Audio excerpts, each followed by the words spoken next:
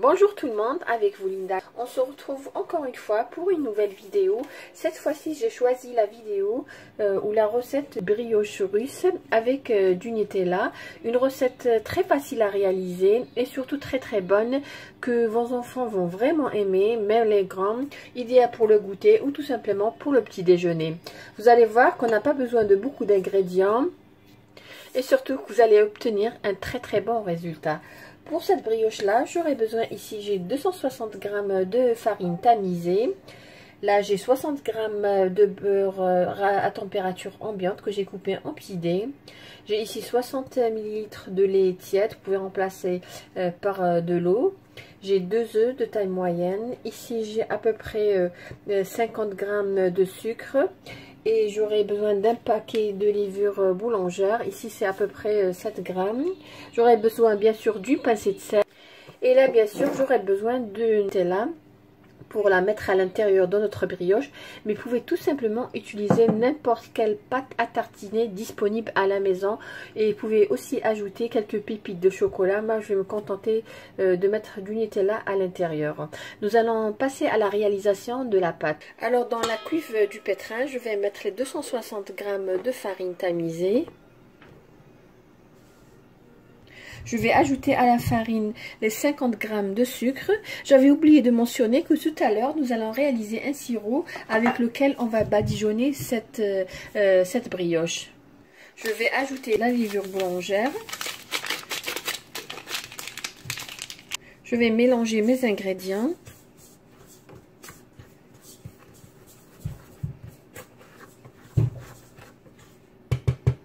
Et je vais ajouter les 2 œufs.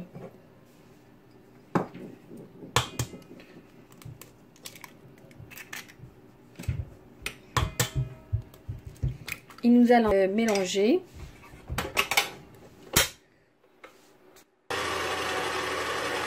Après avoir mélangé pendant 1 minute, je vais ajouter le lait tiède et je vais encore mélanger. Je vais aussi ajouter une pincée de sel et mélanger. Voilà la consistance de la pâte comme vous voyez. Comme je le dis à chaque fois, la farine diffère et l'absorption de la farine diffère aussi. Alors voilà juste la pâte que je voulais vous montrer. Voilà. Là nous allons incorporer progressivement le beurre à température ambiante. Et pour le pétrissage, il doit être à une vitesse moyenne, pas trop rapide. Comme je vous ai dit, je vais incorporer progressivement le beurre à température ambiante en 3 à 4 fois. Et pour le pétrissage à vitesse moyenne, et cela à peu près pendant 10 minutes, jusqu'à obtenir une pâte assez collante et lisse. Alors voilà, la pâte, elle est prête comme vous voyez. Je l'ai laissée pétrir pendant à peu près 7 à 8 minutes. Donc voilà la consistance. Je vais transférer la pâte dans un bol. Là, comme vous voyez, j'ai pris un saladier assez profond. Je vais mettre un petit peu d'huile pour que la pâte ne colle pas aux parois du saladier et puis qu'elle puisse bien gonfler. Pour la vitesse que j'ai utilisée pour le pétrin, c'était la vitesse 2. Comme je vous ai dit, la pâte n'a pas besoin d'une vitesse très rapide pour le pétrissage. Là, je vais transférer la pâte dans le bol ou le saladier. À l'aide de la spatule, je vais enlever le reste de la pâte qui est collée aux parois de la cuve. Cette pâte a vraiment besoin de reposer.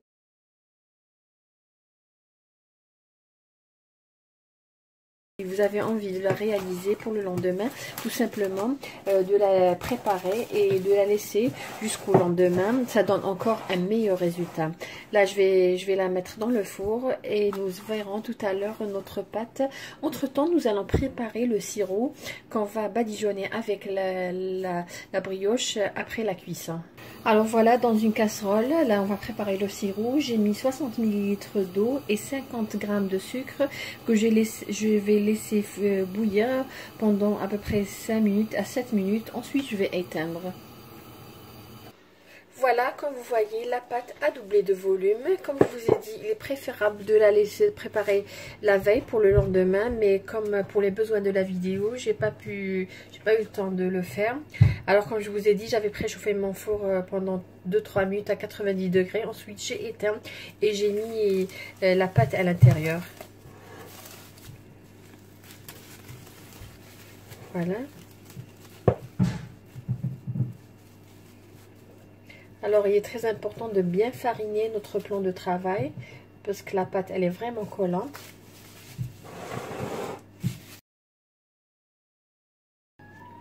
À l'aide d'un coupe-pâte, je vais retirer la pâte. Je vais enlever la pâte et la mettre sur le plan de travail. Voilà, c'est très efficace ces gadgets.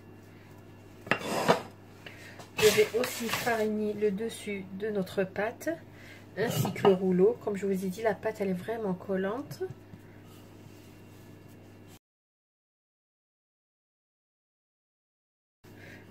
Parce que tout à l'heure nous allons rouler la pâte sur elle-même. Après avoir mis du Nutella.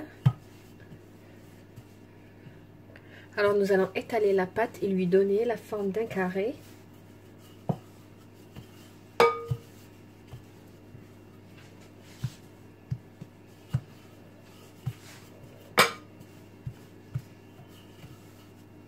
Je vais la mettre tout à l'heure dans un moule à cake comme celui-là.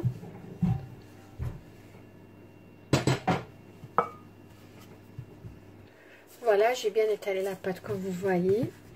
Maintenant, je vais mettre notre pâte à tartiner. Comme je vous ai dit, vous pouvez mettre ce qui est disponible à la maison.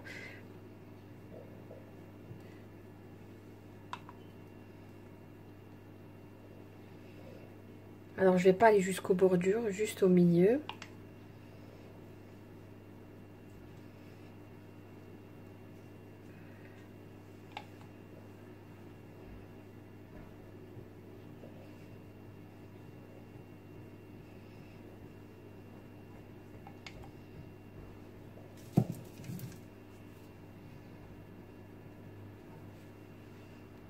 Voilà, j'ai fini par étaler notre Nutella. Là, je vais enrouler notre pâte sur elle-même.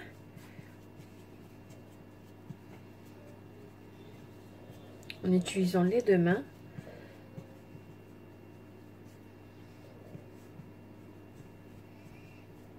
Alors voilà, après avoir roulé, je vais fermer bien les côtés.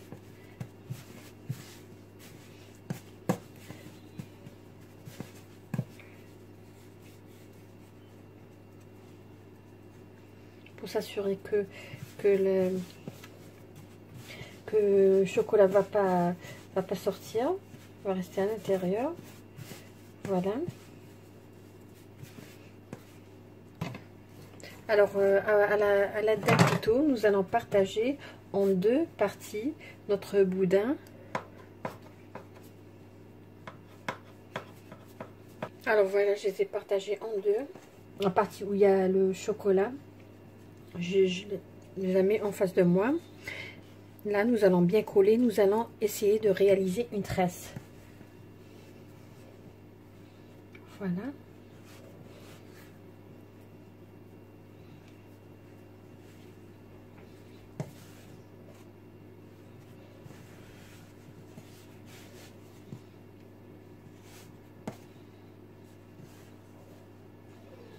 Ensuite, coller les côtés. Alors, cela dépend de votre moule, bien sûr. Si votre moule est plus grand, essayez d'allonger la pâte, la tresse. Si votre moule est plus petit, essayez de rétrécir en appuyant sur les côtés. Voilà, je vais transférer dans le moule. Tout d'abord, je vais mettre du papier cuisson. Pourquoi papier cuisson? Pour que ce soit plus facile de faire sortir la brioche tout à l'heure.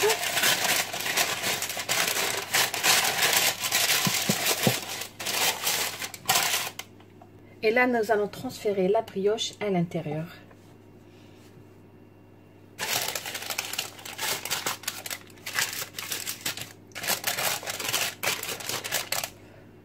Voilà, on a transféré notre brioche à l'intérieur.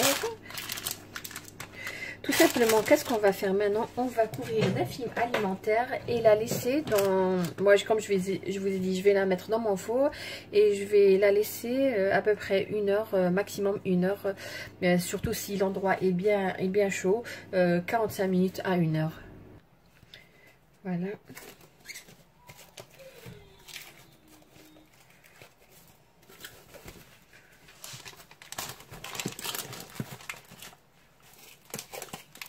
Et ensuite, pour la cuisson, nous allons la mettre dans un four préchauffé à 180 degrés.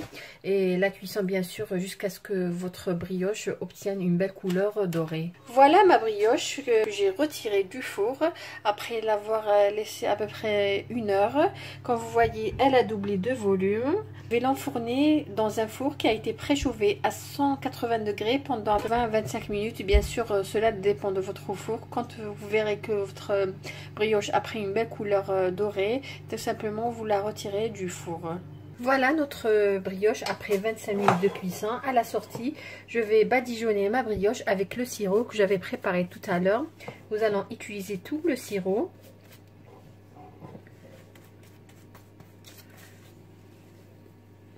Alors, je rappelle juste que le sirop, c'était à peu près 60 ml d'eau avec 50 ml de sucre que j'ai fait bouillir dans une casserole pendant à peu près 5 minutes à feu moyen.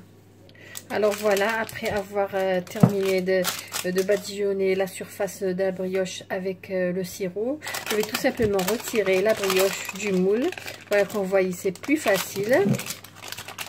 Et je vais la mettre sur une grille et la laisser refroidir. Et nous verrons tout à l'heure comment se présente notre brioche russe au Nutella. Voilà notre brioche. Là, je l'ai laissé un petit peu refroidir. Et j'ai tout simplement saupoudré dessus à l'aide de la passoire du sucre glace. Là, nous allons voir comment notre brioche se présente. Elle est un petit peu chaude, pas refroidie complètement.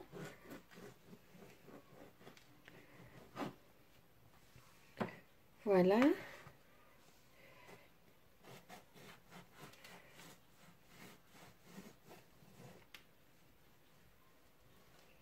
Comme je vous ai dit, elle n'a pas complètement refroidi.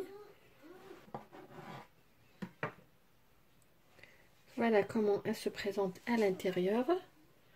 Elle est bien aérée, elle est spongieuse comme vous voyez. Voilà. Voilà, juste magnifique. Elles sont très très bonnes. Elle est bien aérée comme vous voyez. Voilà, nous allons prendre et voir l'autre partie, comment elle se présente. Voilà, ça sent très très bon.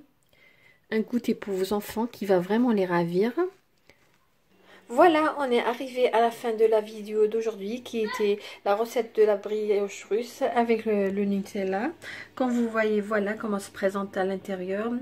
Là, elle a complètement refroidi. Elle est très bien aérée, spongieuse. Voilà.